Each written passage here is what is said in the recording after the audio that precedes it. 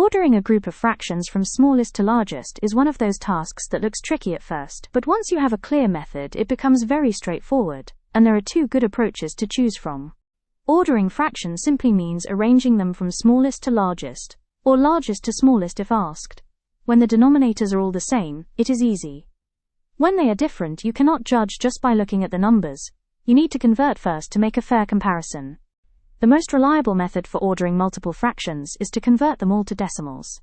Divide the top by the bottom for each one. Then order the decimals from smallest to largest.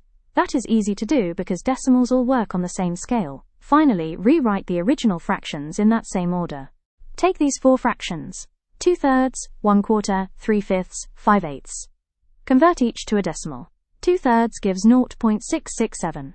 1/4 gives 0.25. 3/5 gives 0.6.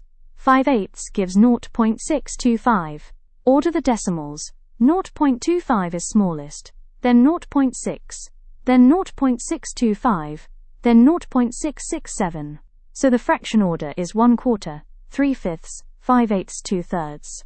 The alternative is to find a common denominator for all the fractions.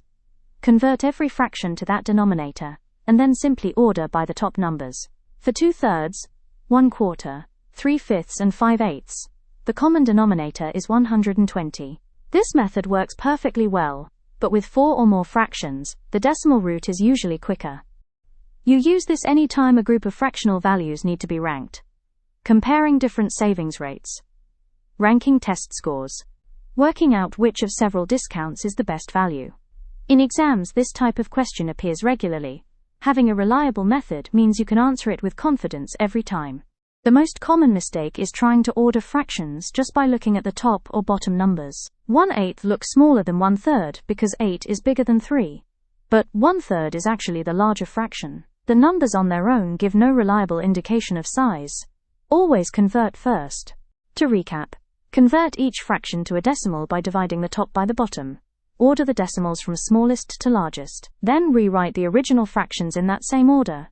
For more than 2 fractions, this is almost always the fastest and most reliable approach.